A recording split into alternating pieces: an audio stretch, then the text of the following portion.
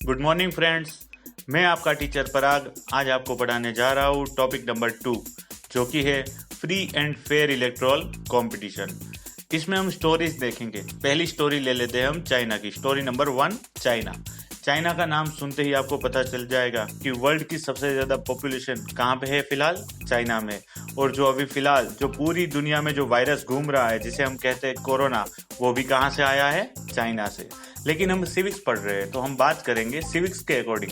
China में हर 5 साल में इलेक्शन होता है और जो चाइना की पार्लियामेंट है उसका नाम है नेशनल पीपल कांग्रेस, जिसमें अराउंड 3000 मेंबर्स है और हर साल प्रेसिडेंट भी यहीं से सिलेक्ट होते हैं।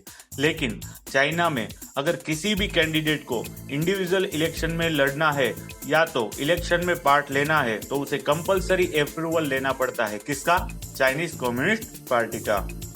और मजे की बात तो बच्चों ये है कि हर साल एक ही पॉलिटिकल पार्टी इलेक्शन में विन होती है जो कि है चाइनीज कम्युनिस्ट पार्टी। लेकिन ऐसा नहीं है कि चाइना में सिर्फ एक ही पॉलिटिकल पार्टी है।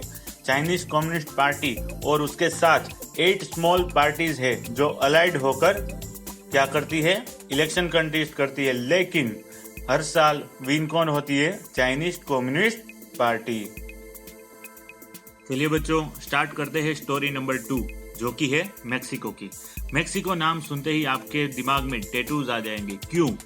क्योंकि आपको पता है ये नाइट क्लब सिटी है या तो कंट्री है। हम कह सकते हैं कि यहाँ पे घूमना फिरना हमें बहुत अच्छा लगता है। लेकिन हम बात कर रहे हैं सिविक्स की, तो आ जाते हैं हमारे टॉपिक में कि मेक्सिको में हर 6 इयर्स में इलेक्शन होते हैं और प्रेसिडेंट को सिलेक्ट किया जाता है।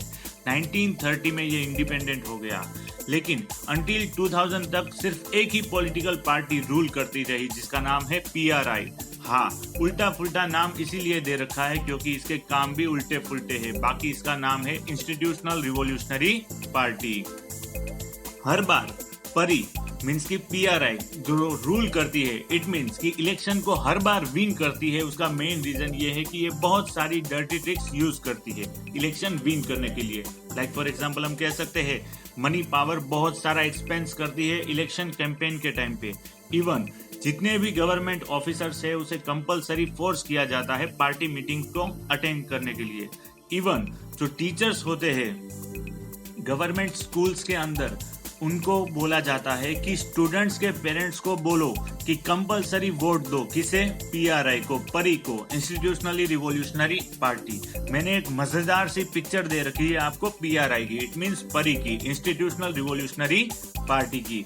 इवन ये इलेक्शन विन करने के लिए लास्ट मिनट में जब इलेक्शन बूथ का टाइम होता है, इलेक्शन में वोट कास्ट करने का टाइम होता है, तब पोलिंग बूथ को एक प्लेस से दूसरे प्लेस पर हटा देती है, जिससे जो वोट कास्ट करने आए हुए सिटीजन्स होते हैं उसे बहुत सी डिफिकल्टी फेस करनी पड़ती है। इस तरह से PRI मींस की इंस्टीट्यूशनल रिवॉल्यूशनरी पार्टी हर साल मेक्सिको में क्या करती है, फॉर्म गवर्नमेंट। चलो बच्चों, दोनों स्टोरी समझने के बाद चाइना और मेक्सिको की फर्स्ट ऑफ ऑल हम डेमोक्रेसी का फीचर नंबर 2 देख लेते हैं जो कि है A democracy must be based on a free and fair election where those currently in power have a fair chance to losing. Democracy में फ्री एंड फेयर मैनर में इलेक्शन होना चाहिए। इट मीन्स कि मनी और muscle power का use नहीं होना चाहिए। इवन हम ये कह सकते हैं कि जो फिलहाल रूलिंग पार्टी है मीन्स की जो फिलहाल जो पावर में है उनके फेयर चांसेस होने चाहिए लूजिंग के। लाइक फॉर एग्जाम्पल हम अगर हमारे कंट्री का एग्जाम्पल लेते हैं तो हमें मालूम चलेगा कि 1947 में इंडिपेंडेंस मिलने के बाद बहुत सी बार पहले कांग्रेस आई, फिर बीजेपी, कांग्रेस, बीजेपी, इस तरह से गवर्नमेंट क्या होती है, चेंज होती रहती है। इट मीन्स कि जो पावर में है उनके फेयर चांसेस है लूजिंग के। लेकिन चाइना के एग्जाम्पल में हमने देखा कि ये वहां पे पॉसिबल नहीं है क्योंकि हर साल एक ही पॉलिटिकल पार्टी विन होती है, चाइनीज कम्युनिस्ट पार्टी। तो हम इसे डेमोक्रेटिक इलेक्शन नहीं कहते। और तो और किसी भी कैंडिडेट को अगर इलेक्शन कंटेस्ट करना हो तो उनकी अप्रूवल लेनी पड़ती है। तो इससे भी हमें पता चलता है कि इसे हम डेमोक्रेटिक कंसीडर नहीं करते, क्योंकि यहाँ पे जो कम्युनिस्ट पार्टी है उनके लूजिंग के तो कोई चांस ही नहीं है।